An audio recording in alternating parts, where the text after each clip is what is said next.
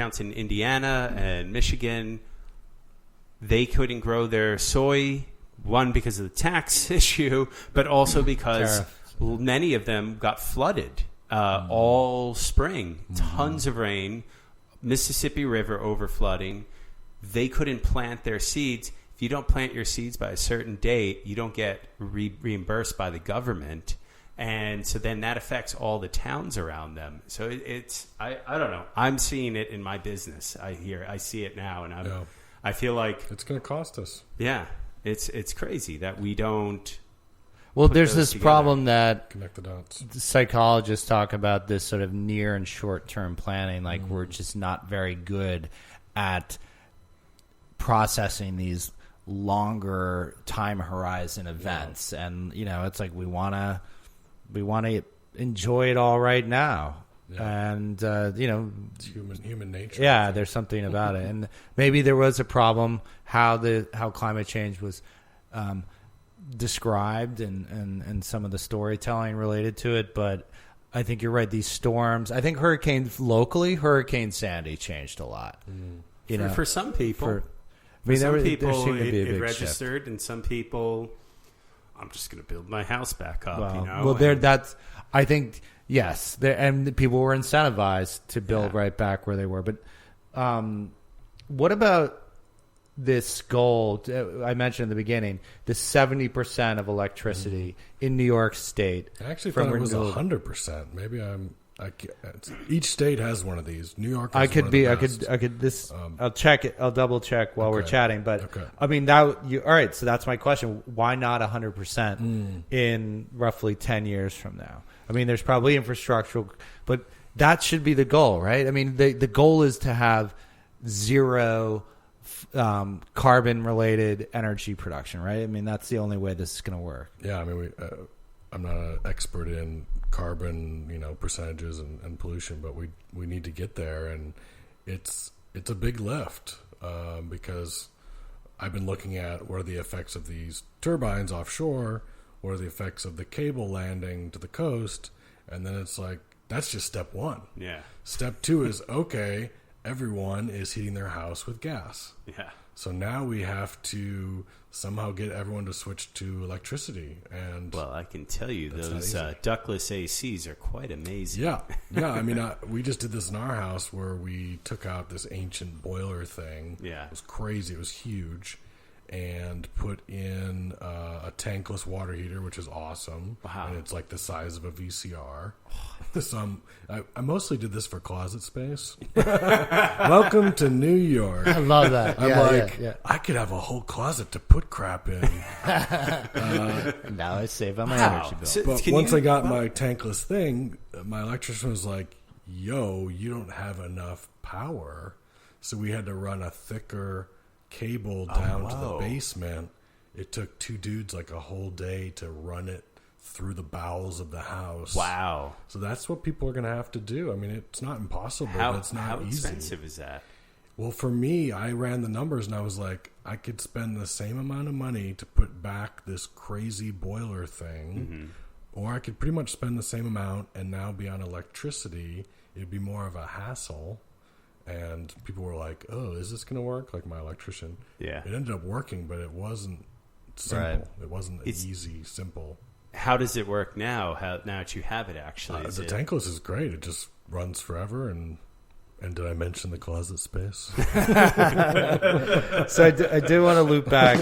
This is the Clean Energy Standard from the NYSERDA website says that Governor Cuomo has called for the expansion of the clean energy standard so that 70% of New York's electricity comes from renewable energy sources, such as solar and wind by 2030, as part of his proposed clean energy and jobs agenda. I think any state that's not going to 100, they're just like, oh man, how are we going to get it done in time? So, right.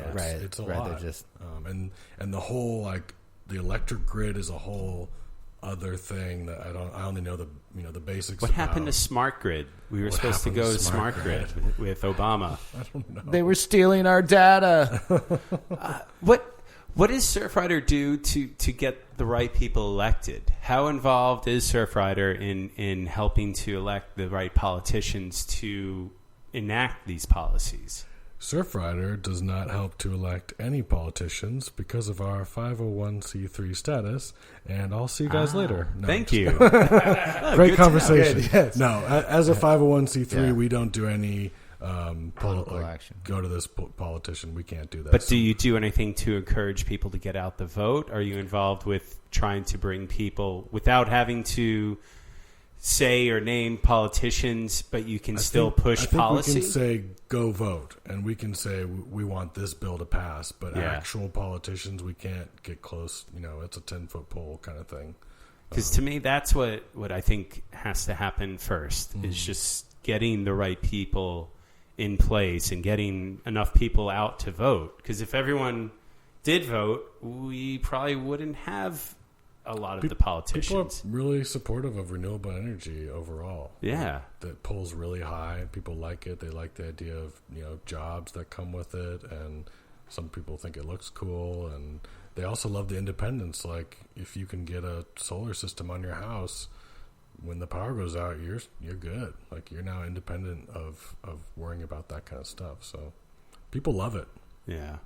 I mean, my brother lives in Marin County, and they didn't have power for a long stretch of time recently because of the brush fires, and then the utility would shut the electricity off, in part because we have this crazy national system of power lines on poles that fall off at high winds. Start fires. That start fires. Yeah. And he was like, what was that portable solar thing you had when we last hung out to recharge your computer? Because we don't have power. What's happening? I mean, I don't expect anyone to know here, but Tesla was supposed to have that home battery a few years ago. I'm still waiting on that. And where are the solar panel tiles for homes? I think those are for sale. They are. But Are they I don't know efficient? what happened to that battery. Yeah. And I'm glad you brought up solar stuff, because if I could ask myself a question, the number one question people say to me, and even among a lot of our members, is cool renewables, cool wind. Why does it have to be in the ocean? That's got to be the number one question I get. And it's that's where the wind is. It's a lot of things. It's where the wind is. The wind is not that strong on the East Coast on land. It's strong offshore. It's strong in the middle of the country. So you see a lot of farmers putting up wind turbines. So where it's stronger, then you don't have to put up as many turbines, right? It's more efficient.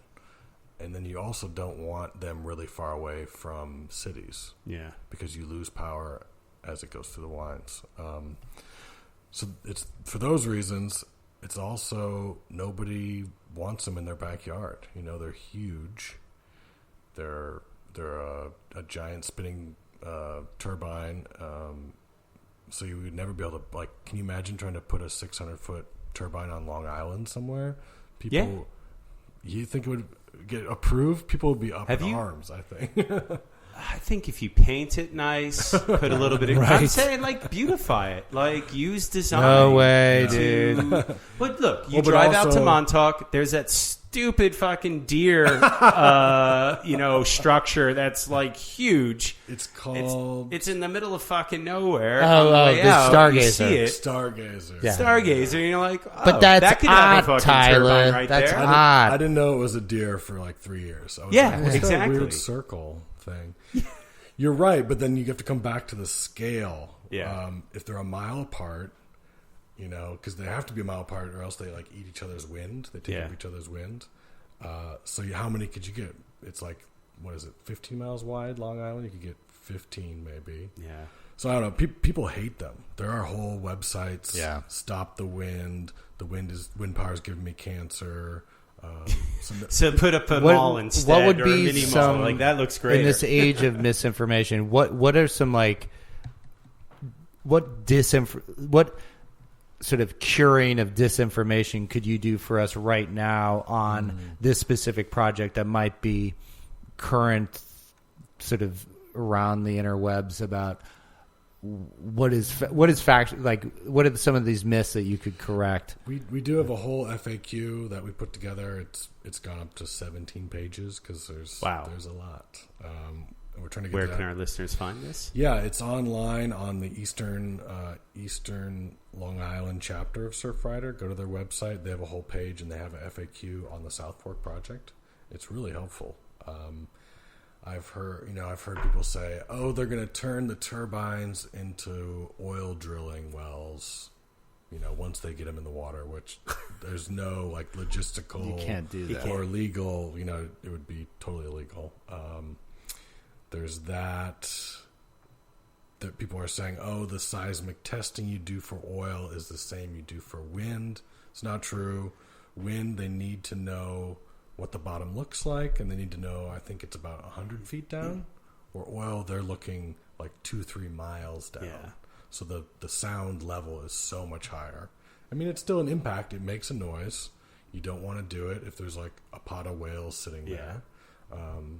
But the bigger impact to whales, which we haven't talked about, is the hammering, the pile driving of the actual turbines. But how long does it take to construct one of these turbines? Oh, I think at Block Island they were getting one done every 2 days or something. So it's a relatively short period of time to get these wind turbines up and running, or at least the loud hammering part. But if there's 100 of them, then it's with the 2 big ones that just got approved in New York will each be about 100.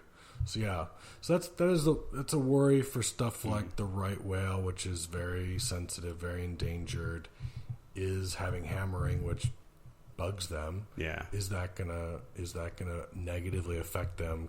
Stop them from feeding or scare them away? It's not going to just kill them. But they migrate, right? They do migrate. So we're there are times of the years we could potentially do it. So we're trying to push the companies as far as they'll go to not be doing that right when they're there, have people looking out. So there's all these mitigation things you can do, and that's where Surfrider's pushing the companies as much as possible and do as much mitigation for birds as you can do, collect data. Are there other uses that they can use the turbines for? Are there other things that they can be multi-use out there? Could they be lighthouses of sorts? Could they help guide ships back to shore? I don't know. I'm trying to think of multi-purpose so that there are other benefits. Definitely some data collection, on atmospheric data, but also on animals going by. I mean, if you have a platform that's there all the time, you can attach things to it. Fishermen are talking about having Wi-Fi out there, which they'd be into. God, they'd be psyched. Watch Netflix and fish. Better cellular coverage. I don't know of anything much more than that, because they are basically just a tube stuck in the earth with a little.